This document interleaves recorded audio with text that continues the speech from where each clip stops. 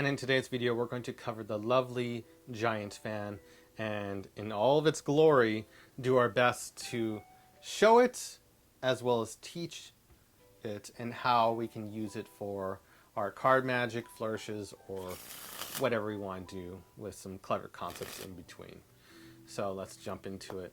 How we go into the, we're going to need two basic concepts, which is the imperfect pharaoh, which I covered in a previous video. I think I'll do my best to link it above. I usually forget. And as well as the concept of a fan, which looks like so, which I just covered in the previous video.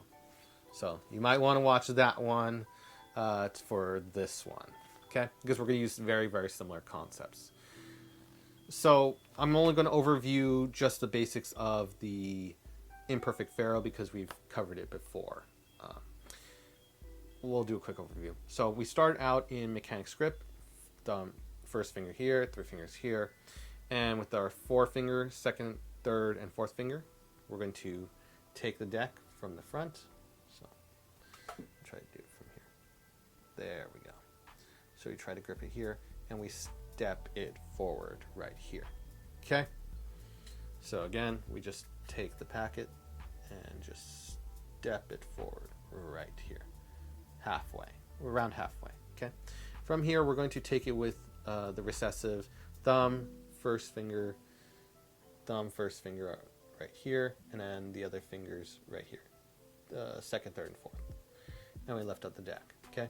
We usually see card magicians bump the deck. That is to give an even squaring so you can get an even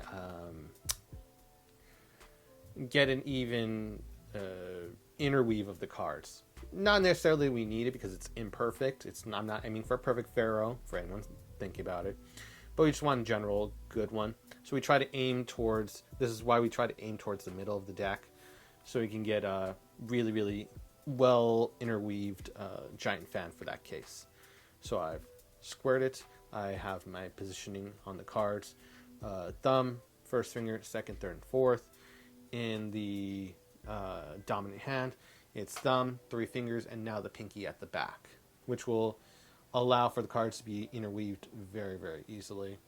So like so, and like so.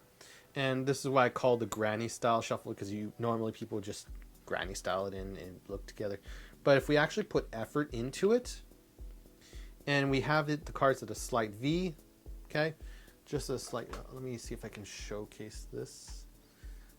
What's a good angle? Right here. Okay. So I'm going to aim it evenly right here. Okay. Now you'll notice the V isn't too big, but it's about here. It's about this much. So you can see it. Okay. And just by interweaving the cards, just by having that slight V so they can just interweave on their own, you can see the cards just interweaving themselves just like that. Now, one thing to aim for is keeping all the cards on one side. If they're going to be in the center, all of them have to be in the same way. It makes it easier for the final spread.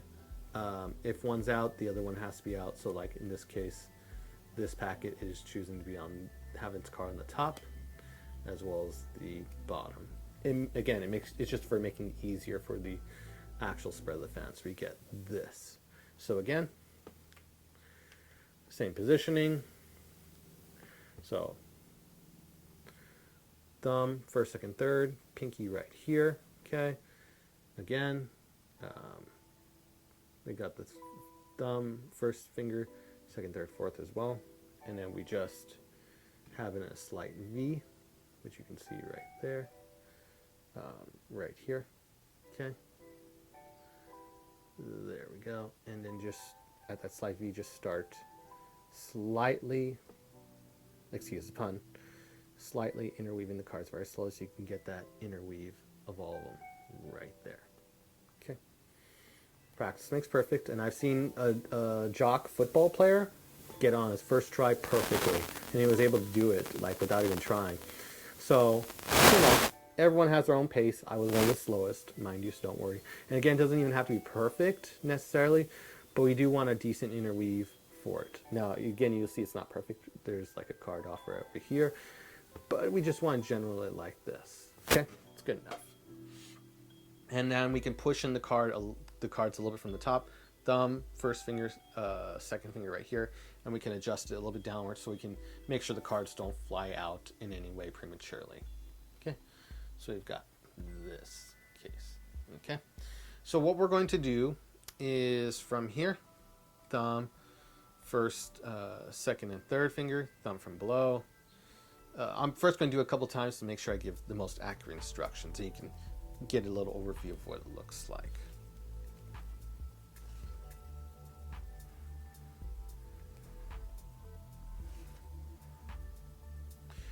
Okay, one last time. Okay. So, from my analysis, I noticed what I've observed in my natural motions, the way I do it, is I have it from the thumb from the back. Okay, thumb from the back, 3 fingers right here.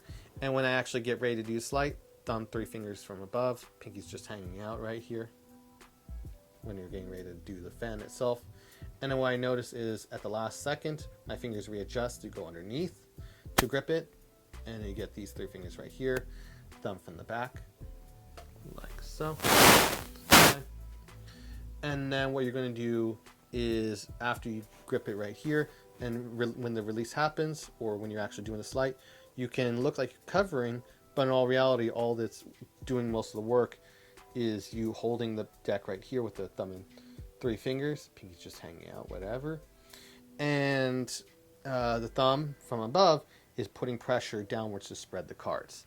Now, mind you, it looks horrible right now, but when doing constant pressure, you get the thumb spread. Let me do it because it's a little bit wacky. Let me do it again. So once we got it, right here, thumb will do most of the work in spreading to give that nice card fan the way it looks. Okay. And again, it doesn't even need to be perfect. Mine isn't, so you just compensate for where it is.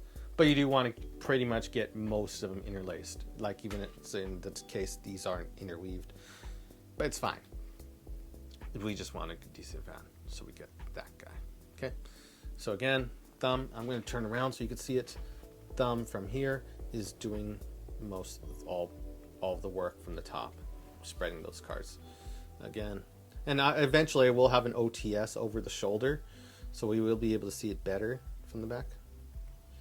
For right now, the fingers go into place, and thumb puts pressure to spreading it, giving us the fan. And that was in medium motion, so it's not too bad. And the uses for this slight are that, let me see, down. And one tip, if you get it out, not interweave correctly, like such as this, one's out, the other's in, you can take the top card from here and just slide it down, and then you've got your fan you can work with. So we got it there, and it works now. So when we do the fan, this can be used for card selections for multiple people. This can be used for good displays on stage. It has multiple different uses, but for context close-up, I just say, you know what? Everyone select one. If I'm having a multi-selection card trick, and multiple people get to have their card selected from there, which looks really cool, and then can, outside of just being a flourish, can be used to shuffle the cards after. No one, it's funny from the audience perspective because of their lack of trust towards magicians, which is understandable. I respect that. That's